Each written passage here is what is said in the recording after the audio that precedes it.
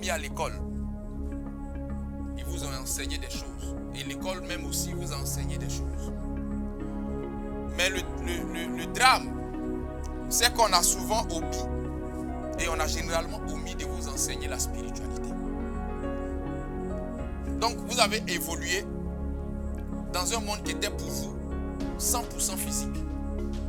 Il y a des gens qui, c'est à 30 ans d'âge, à 40 ans d'âge, qu'ils ont réalisé que le monde était spirituel. Il y a des gens qui, ça dit que c'est à l'issue d'une situation qui les a vraiment choqués, où ils ont perdu le fil des choses, qu'ils ont compris qu'ils sont dans un monde qui est au-delà de ce qu'ils imaginaient. Et ce qui est malheureux, c'est que 10 chrétiens sur 10 ont cette conception-là, d'un monde physique, d'un monde angélique. C'est-à-dire les chrétiens, ils pensent que le monde est à l'image de leur cœur. On se comprend? Puisqu'il est chrétien et qu'il a un bon cœur, il pense que le monde-là est aussi bon que son cœur. Puisqu'il est chrétien et qu'il ne veut pas le mal pour les autres, il pense que le monde-là, tous ceux qui sont dans ce monde ne veulent pas aussi le mal pour les autres. Je ne sais pas si vous me comprenez un peu. Et donc, on est dans cette rêverie-là qui fait qu'on est dépassé par les événements à un moment donné. Vous comprenez? Vous me suivez? On a lu un passage tout à l'heure qui dit des vérités très importantes. La Bible déclare dans ce passage que Dieu est esprit. Et ceux qui doivent l'adorer en esprit et en vérité. La première chose que je m'en vais vous dire, c'est que Dieu est esprit en vérité. Dieu est le Père des esprits. Et il n'a pas son égal. Dieu n'a pas commencé à exister avec la Bible. Parce que dans l'entendement de beaucoup de personnes, Dieu a commencé à exister à partir de la Bible. Dieu n'a pas commencé à exister avec la Bible. Parce que quand vous lisez en Genèse, la Bible n'existait pas en Genèse. Le livre de Genèse est dans la Bible. Mais la Bible n'existait pas en Genèse. Je ne sais pas si vous me comprenez un peu. Même quand vous prenez même toute la Bible n'existait pas dans toute la Bible. Je ne sais pas si vous me suivez. Il n'y a qu'à partir d'Exode, Lévitique, que ce qu'on appelle la loi a été instituée par Dieu à travers les 10 commandements. Vous me suivez? Et quand vous lisez attentivement même, vous comprenez que le concept de la Bible a pris effet après la mort, la résurrection et l'ascension de Christ. C'est quand Christ est mort, ressuscité et qu'il est monté au Père. C'est là maintenant que les disciples ont commencé à rédiger ce qu'ils ont vécu comme expérience. Et puisqu'il y avait des gens qui avaient déjà vécu des expériences avec ce Dieu-là, on est remonté aux traditions orales. Quand vous lisez le livre de Job est issu des traditions orales. On se comprend un peu. Donc, le mot Bible même n'est pas dans la Bible. Ceux qui disent que c'est biblique, montre-moi où c'est écrit dans la Bible. Bible même là, c'est pas dans la Bible. Je ne sais pas si vous me faites comprendre. Pose-lui la question de savoir, montre-moi la Bible dans la Bible. Il ne pourra jamais te montrer ça. Que ce soit dans la version Darby, que ce soit dans la version Simmer, que ce soit dans la version Top, que ce soit dans la version français courant, que ce soit dans la version King of James. Le mot Bible là n'est pas dans la Bible. Donc Dieu n'a pas commencé à exister avec la Bible. Deuxièmement, Dieu n'est pas chrétien.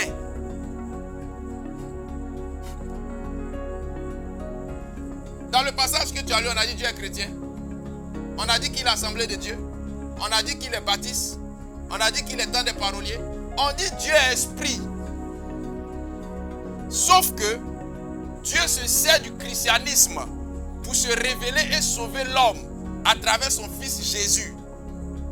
Si je me sers d'un couteau, cela ne veut pas dire que je suis le couteau. On est d'accord, non? Est-ce que le fait que je me serve de quelque chose fait de moi la chose? Donc, Dieu n'est pas chrétien. Quand tu dis ça, les chrétiens les plus radicaux sont fâchés. Pourquoi tu dis ça? Ce n'est pas moi qui dis, c'est la Bible là qui a dit. On se suit. Dieu est esprit. Et vous ne pouvez pas cerner ce Dieu-là, comprendre ce Dieu-là, adorer ce Dieu-là convenablement, si vous ne montez pas dans la dimension de l'esprit, vous ne pouvez pas comprendre un tant soit peu un esprit avec un raisonnement charnel. Je ne sais pas si je me fais comprendre. Deuxièmement, vous ne pouvez pas comprendre et cerner un tant soit peu un esprit avec un raisonnement spirituel tronqué. C'est-à-dire que dans votre logique de l'esprit là, ce n'est pas la vraie logique.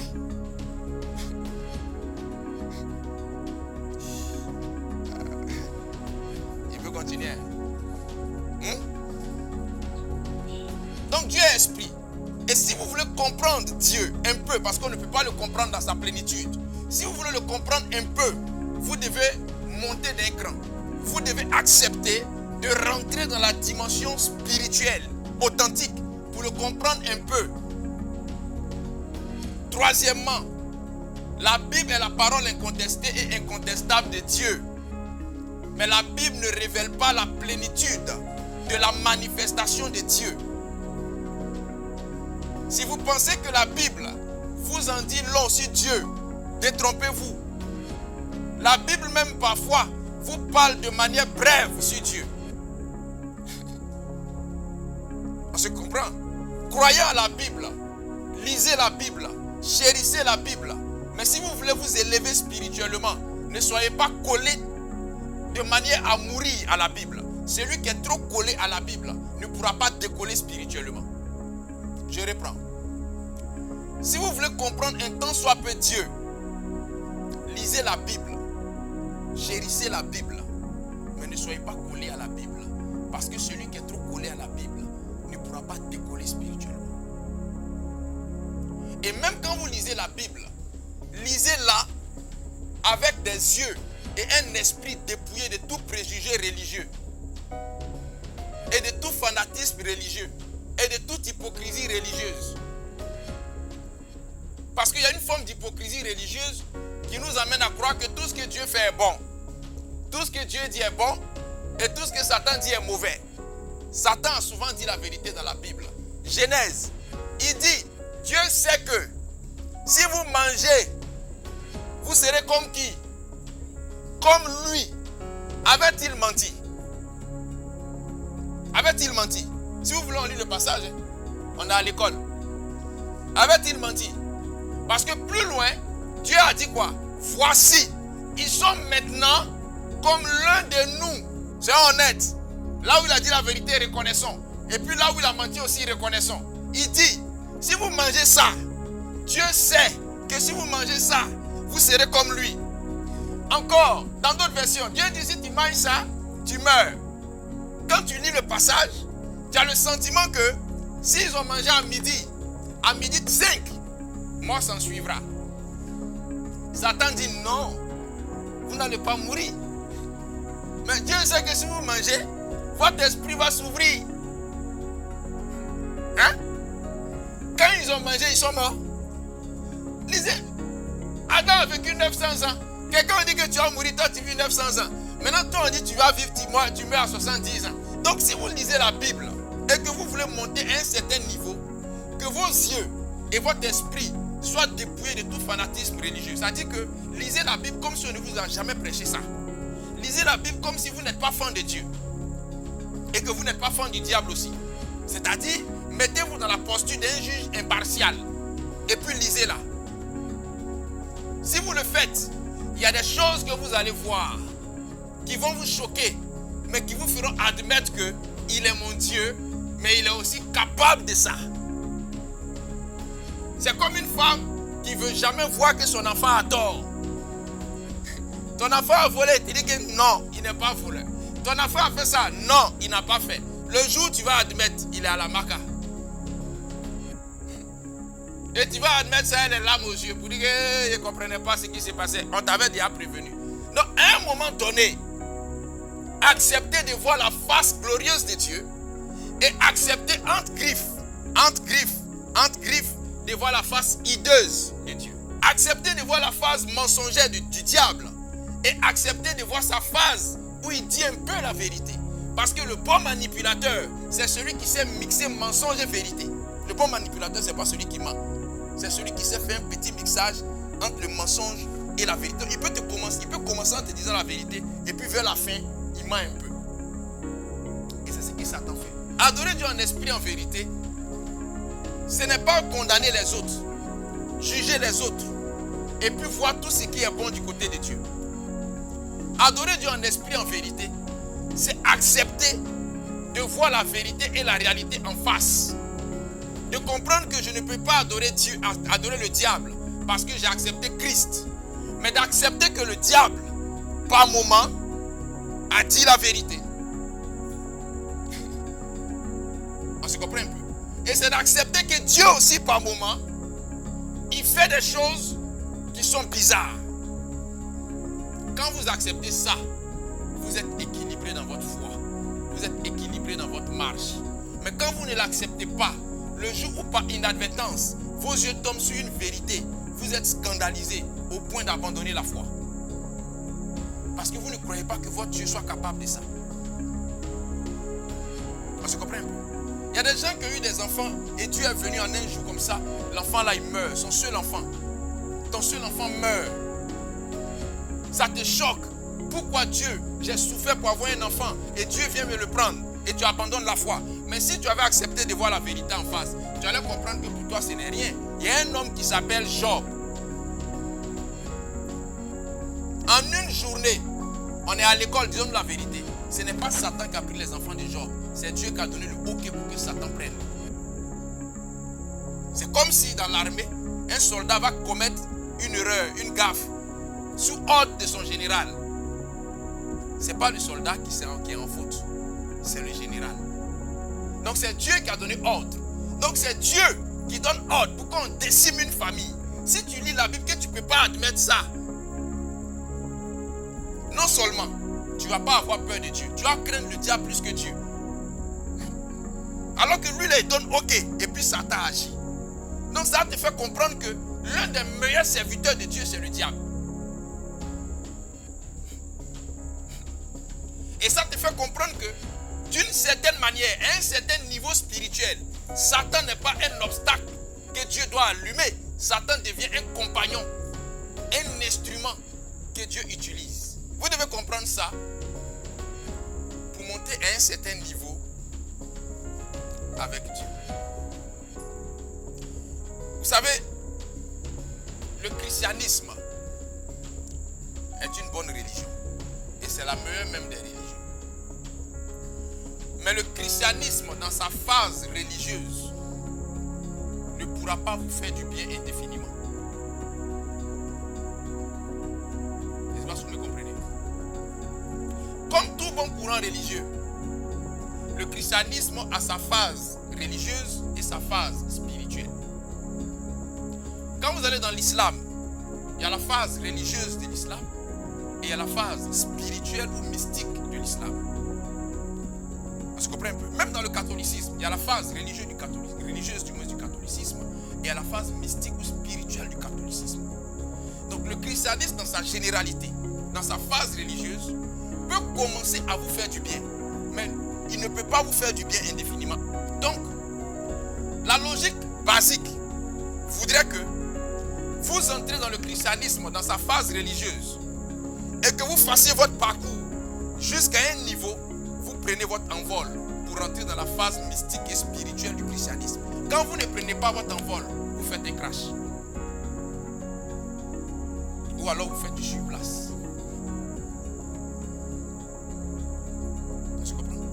C'est pour ça, vous savez, Dieu il est avant-gardiste. Dieu il ne parle pas dans le hasard. Jésus il ne parle pas dans le hasard. Jésus n'a jamais dit faites-moi des chrétiens. Jésus il n'a jamais dit faites-moi des chrétiens. Quand vous lisez la Bible, le mot chrétien n'est pas cité 10 fois dans la Bible. Même 5 fois. On se comprend un peu.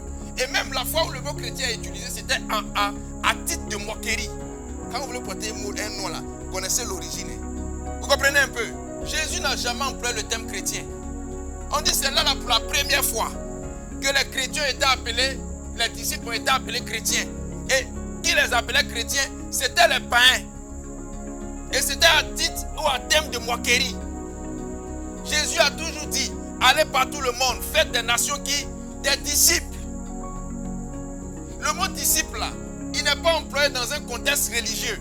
Le mot disciple là, il est employé dans un contexte spirituel. Parce que les disciples sont discipline.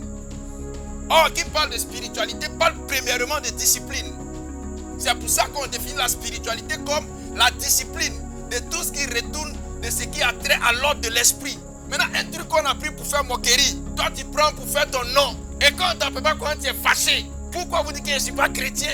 Je suis chrétien aussi. Donc vous devez comprendre ça. N'acceptez jamais d'endosser une identité dont vous ne connaissez pas l'origine. Je reprends. N'acceptez jamais d'endosser une identité dont vous ne connaissez pas l'origine. Bon, on t'a appelé chrétien là, tu sais où c'est quitté. Le plus grand conflit qui existait du temps de Jésus, c'était le conflit entre Jésus et les religieux. Montrez-moi un verset où Jésus s'est entendu une fois avec les religieux. Montrez-moi un verset. Qui a crucifié Jésus? C'est les religieux. Ce sont les religieux qui ont comploté pour que Jésus soit crucifié. Barnabas, Judas et autres n'étaient que les manipulés des religieux. Ils avaient problème avec Jésus parce que Jésus était dans une spiritualité et eux ils étaient dans une religion. Et ils n'acceptaient pas ça. La religion, elle a des balises. La religion, elle a des bornes. La religion, elle a des doctrines qu'on ne dépasse pas. Et dans la religion, on dit, il n'est pas permis de faire un miracle le jour du sabbat. Jésus dit, la spiritualité n'a pas de limite. Tant que quelqu'un est en souffrance et qu'il a besoin d'un bien-être, je peux lui faire du bien. Parce que dans la spiritualité, Dieu n'a ni commencement, ni fin. Il est le créateur incréé. Dieu n'a ni jour de congé. On dit, il ne sommeille ni ne dort. Donc Dieu peut opérer un miracle à tout moment. Et voilà pourquoi ils étaient en conflit à Jésus, au point de le tuer. Et remarquez, tous ceux qui ont élevé leur niveau spirituel à un certain niveau ont toujours été la cible des religieux. Éphésiens chapitre 6. Vous n'avez pas à lutter contre la chair et le sang, mais contre les esprits impurs dans les lieux célestes, contre les principautés, contre les dominations. On dit qu'il est le chef de toutes les dominations. Dans la hiérarchie des entités spirituelles, les dominations occupent une position élevée. On dit que lui, il est le chef de ces gars-là. C'est pour ça que la Bible l'appelle le père des esprits. Quand on dit père des esprits là, sans fanatisme, sans esprit aveuglé, ce n'est pas esprit seulement angélique. Il est le père des esprits, avec grand E. Esprits sont bons et esprits sont mauvais. C'est leur papa. Satan, c'est un enfant. On se comprend un peu? Il est le père des esprits. Vous savez, à la base, le mot spiritualité vient du latin spiritus, qui signifie littéralement souffle, vie ou esprit. Donc quand on parle de spiritualité, on parle du souffle, ou en d'autres termes, on parle du souffle de vie. On parle de la vie en elle-même. Et on parle des esprits. C'est la raison pour laquelle la pensée commune qui dit que la vie est un mystère est en vérité une pensée spirituelle. Parce que la vie elle-même, il y a de la spiritualité dans la vie. Il y a de la spiritualité dans la vie avant la mort. Et il y a encore plus de spiritualité dans la vie après la mort. Parce que l'homme, étant vivant, est déjà spirituel. Mais quand il meurt, il atteint encore une dimension encore plus spirituelle. Il y a 3 niveaux basiques de spiritualité. Le premier niveau de spiritualité, c'est l'individualisme spirituel. L'individualisme spirituel va vous amener à vous développer intérieurement et extérieurement. Je ne sais pas si je me fais comprendre. La religion fait la part belle au développement extérieur. Prenez tout bon religieux, il tient compte de son apparence extérieure. Quand bien même qu'il dira que Dieu regarde au cœur. Tout bon religieux, son apparence extérieure est avoir l'apparence de la piété, montrer aux gens qu'il prie beaucoup, il est sanctifié, vous comprenez un peu. Mais l'individualisme spirituel vous amène d'abord à développer l'intérieur. Donc, il vous permet de vous assurer que votre cœur est pur, que vos intentions sont bonnes, que votre intérieur est agréable à Dieu. Et c'est le côté agréable intérieur qui va bien évidemment réjaillir sur l'extérieur. Je peux continuer? sur eux, je continue. Deuxièmement, il y a le collectivisme spirituel. Le collectivisme spirituel met l'accent sur le développement d'une communauté religieuse. On se comprend un peu? Et dans le principe religieux, on fait plus du collectivisme spirituel que de l'individualisme spirituel. C'est-à-dire, comment l'église avance, comment la paroisse avance, comment numériquement, financièrement, les choses avancent, mais individuellement, on ne prend pas la peine de regarder au fait à comment chacun se développe. Voilà pourquoi quelqu'un disait, et je suis d'accord avec lui, on a des églises où les chaises sont remplies, mais où les vies sont vides. Et c'est ce que nous sommes en train de faire aujourd'hui. On est en train de bâtir des églises avec des chaises remplies d'adeptes, remplies de chrétiens, mais qui ont en vérité une vie qui est vide. Parce que quand vous prenez ces chrétiens-là, ils ne pèsent pas. Je parle en termes spirituels. Le poids spirituel de chaque chrétien qui occupe un siège dans l'église de 1000 places, c'est un poids qui n'existe pas. Je ne dirais même pas qu'il est faible. C'est un poids qui n'existe pas. Pourquoi? Parce que les chrétiens ne sont pas spirituels. Les chrétiens ont une vision fausse de la spiritualité. Et tant que vous ne changez pas cette vision fausse de la spiritualité, vous ne comprendrez et vous ne pratiquerez jamais la spiritualité. Parce que pour les chrétiens, être spirituel, c'est prier beaucoup. C'est gêner beaucoup. C'est se sanctifier un peu. Sinon beaucoup aussi. C'est juger les gens. Et c'est avoir la liste de ceux qui vont aller au paradis et en enfer. Là, on dit que oui, toi, tu es spirituel.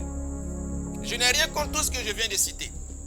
Le sorcier qui est au village, qui, lorsqu'on annonce sa venue chez toi à la maison, tu trembles. Dis-moi, il prie beaucoup. Il jeûne beaucoup. Il se sanctifie. Mais tu sais qu'il est spirituel. Je ne sais pas si je me fais comprendre. Hein? Le standard de la spiritualité, selon la spiritualité christique, ne se résume pas à la prière, au jeûne et à la sanctification. Si vous ne changez pas cette perception des choses, vous ne comprendrez rien à ça. On se suit. Encore, la manipulation religieuse, la manipulation spirituelle vous a fait croire qu'il y a des hommes qui sont spirituels et il y a des hommes qui ne sont pas spirituels. Il n'y a aucun homme sur cette terre qui ne soit pas spirituel. Parce qu'en vérité, l'homme est un esprit qui vit une expérience physique et non le contraire. C'est pour ça qu'on n'a jamais parlé de naissance spirituelle. On parle toujours d'éveil spirituel et d'élévation spirituelle. Parce qu'il n'y a que ce qui est déjà vivant qui soit à même de s'éveiller et de s'élever. On est d'accord, non? Chacun de vous ici est spirituel. Chacun de vous ici est un esprit dans un corps. Moi, je dis pour moi, puis j'assume. Donc vous êtes content, mon père, c'est un esprit dans un corps. Toi aussi, tu es un esprit dans un corps. Sauf que l'environnement où tu as grandi, l'éducation que tu as reçue, a soit amplifié ou atténué cette spiritualité avec laquelle tu es né. Un homme n'a pas besoin d'avoir le Saint-Esprit pour commencer à être spirituel. Que les plus jeunes de la foi m'excusent. Le Saint-Esprit détermine la spiritualité de quelqu'un, mais n'est pas le standard pour déterminer la spiritualité d'une personne. Parce qu'il y a des enfants qui naissent, qui sont déjà spirituels. Il y a des enfants qui sont nés avec des aptitudes spirituelles. 5 ans, il voit. 10 ans, il entend des choses. 8 ans, il te dit des choses qui se réalisent. Mais les hommes ont vu ces enfants-là comme des enfants bizarres. La religion a condamné ces enfants-là. On les envoie en délivrance à 14 reprises. Pour dire que chassez-moi un esprit de divination. Alors que c'est un prophète authentique. On se comprend un peu. Et la religion a gâté ces enfants-là. La religion a gâté ces personnes-là. Il y a des gens qui sont venus à l'église, qui avaient la capacité naturelle de voir. Lui, il vient à l'église, il est déjà clairvoyant. Il vient à l'église, il entend déjà dans le monde spirituel. Il a la claire audience. Il vient à l'église, il sent les démons. On dit que non, tu es possédé. On va t'envoyer en délivrance. Et puisque la délivrance est une opération spirituelle qui peut bien tourner ou mal tourner, on a fait la délivrance, le gars il sort de là-bas, il ne voit plus rien. Il est aveugle jusqu'à demain matin, brique pleine, il ne voit rien, il n'entend rien. On a gâté des gens comme ça dans l'église, non? Dieu n'est-il pas capable de faire naître quelqu'un avec la capacité d'entendre? Adam avait-il le Saint-Esprit? Adam était un esprit dans un corps. Adam, il est dans le jardin d'Éden. Il est né, il est déjà adulte. Il a la capacité de voir Dieu. Il a la capacité d'entendre Dieu. Il cause avec Dieu d'égal à égal. Montrez-moi à quel moment Adam s'est converti. Montrez-moi à quel moment il s'est converti. C'est la religion qui parle de conversion. La spiritualité parle d'initiation. Donc il y a des gens qui sont nés avec des capacités, avec des aptitudes. Je vais encore plus loin. Il y a des gens qui sont nés avec des aptitudes où il est tout petit jusqu'à ce qu'il grandisse. Toutefois qu'il voit une certaine entité, le lendemain il a l'argent. Il dort, il voit quelqu'un, le lendemain il a l'argent. Il arrive à l'église, il explique ça à son pasteur en col blanc, on l'envoie en délivrance. Et on chasse l'entité. Mais la galère qui frappe le gars là, jusqu'aujourd'hui on fait le jeûne, il ne peut plus avoir l'argent. Pourquoi? Parce que l'église a manqué de relever son niveau spirituel. L'église est à l'image de son conducteur. Si ton conducteur est bas spirituellement, l'église sera basse spirituellement. Par conséquent, les fidèles seront très bas spirituellement. Est-ce que je me fais comprendre? Tout n'est pas imputable au démon. Il y a des gens qui sont nés avec des aptitudes naturelles. Il y a des gens qui sont nés, ils n'ont pas fait une sac. Ils chantent, tu veux pleurer. Ils chantent, tu as le sentiment d'écouter un ange. Vous êtes d'accord avec moi, non? Maintenant, pourquoi ces gars-là, quand ils viennent à l'église, on les apprend en délivrance et puis on les envoie dans le groupe musical?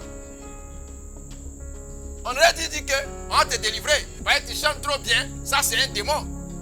Mais on l'envoie dans le groupe musical. Maintenant, l'homme qui te dit que papa, moi depuis que je suis enfant, je vois.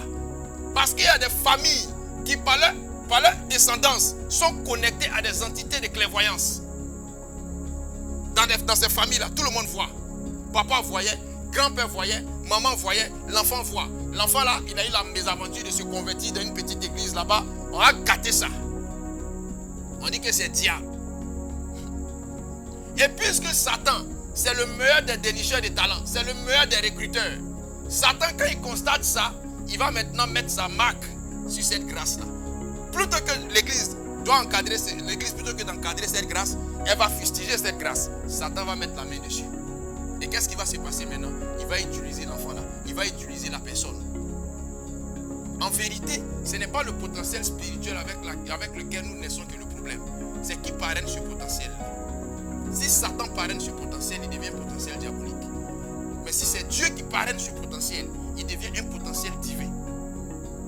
Et donc, avant d'envoyer quelqu'un en délivrance, assurons-nous d'abord, est-ce que ce qu'il est en train d'expliquer là est satanique ou de Dieu? Je crois aux dons spirituels, mais je crois aussi aux dons innés que quelqu'un peut recevoir sans même transiter par la conversion. On est d'accord? Et tant que l'église ne comprend pas ça, l'église aura un problème. La religion vous dira que le nom de Jésus, c'est Jésus-Christ de Nazareth. Alléluia, amen. La spiritualité christique dira, le nom de Jésus-Christ de Nazareth n'est pas le nom de Jésus. Parce que Jésus-Christ de Nazareth, cette seule appellation, à elle seule, englobe trois choses. La première chose, c'est le nom, qui est Jésus. La deuxième chose, c'est sa mission de vie. Christ, qui veut dire oint, qui veut dire Messie, qui veut dire sauveur. La troisième chose, c'est le lieu où il a grandi, qui est Nazareth. Donc dans Jésus de Nazareth, il y a Jésus qui est venu pour nous sauver et qui a grandi à Nazareth. On se suit, non? Maintenant, quand vous allez plus loin, la spiritualité christique dira que Christ n'est pas seulement Messie, Christ n'est pas seulement oint, Christ n'est pas seulement sauveur, Christ est une dimension.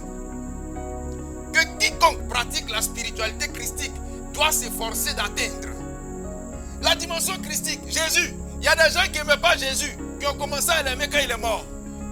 Il y a des gens qui ne croyaient pas en lui, qui ont commencé à croire en lui quand il est mort. Le centenier, il dit assurément, ce gars est le Fils de Dieu. Quand tu as atteint la dimension christique, on peut t'aimer de ton vivant, mais on t'aime plus à ta mort. Et tu rentres dans la mémoire collective. Chacun de nous ici a une dimension christique qu'il doit s'efforcer à atteindre à travers l'unité de la foi et de la connaissance. Dans la spiritualité christique, il y a deux choses. L'unité de la foi et de la connaissance qui vont te faire parvenir à la dimension christique. À un moment donné de la spiritualité christique, on ne fait plus combat pour briser les liens. Plus tu te lèves, plus plus ces liens n'ont pas d'effet sur toi. Le problème, c'est pas un problème de délivrance. Le problème, c'est un problème d'élévation. Si tu as il y a des influences démoniaques que tu avais parce que tu n'es pas spirituel. Mais depuis que tu as commencé à t'élever un peu, les retraites, 1, 2, 1, 2, 1, 2, et les petits songes. Hein? C'est ça, non? Il y a les petits songes de bas quartier que tu n'as plus. Il y a les petites influences démoniaques que tu sentais, les coulounas démoniaques, les microbes démoniaques, tu ne les vois plus là. Parce que tu sens que tu es en train de léviter au fait. Tu es en train de monter. Et au fur et à mesure que tu montes, il y a des fois même quand tu quittes à la retraite comme ça, ton sommeil c'est terrible. Tu dors bien parce que tu es à un niveau. Non, c'est ça, non? Tu es à un niveau. Tu es motivé comme ça. Ça dit que quand on dit que la foi comme s'élever, toi tu as ça. Tu es motivé comme ça. Non, il n'y a rien qui peut t'arrêter. Pourquoi? Parce que tu es à un niveau. Tu sors d'ici demain, tu seras à ça. Que 2025, non, on va tout casser. 2025, on va casser ça. On se suit, non? Pourquoi? Parce que la religion te dira combat, prie, jeûne, combat. La spiritualité te dira élève-toi. Plus tu t'élèves, moins les ténèbres ont de l'effet sur toi. La spiritualité te dira accroît ta lumière. Plus ta lumière s'accroît, plus les ténèbres se dispersent. Chacun de nous a une lumière en lui. Et c'est cette lumière-là que tu dois développer. Prenez une maison obscure. Au fur et à mesure que la lumière grandit, qu'est-ce qu'il fait? Qu'est-ce qui se passe? C'est pourquoi Jésus dit, la lumière lui et les ténèbres font quoi? Cette lumière, elle doit briller de l'intérieur de toi et réjaillir à l'extérieur. Et c'est ça qui va faire que, au fur et à mesure que cette lumière-là grandit, il y a une certaine influence, il y a certaines ascendances spirituelles négatives que tu vas plus sentir. Développe-toi. Élève-toi. Tu es déjà spirituel. Donc tu as deux choses à faire. T'éveiller et te lever. On se comprend, non? On est à l'école. Hein? T'éveiller et te lever.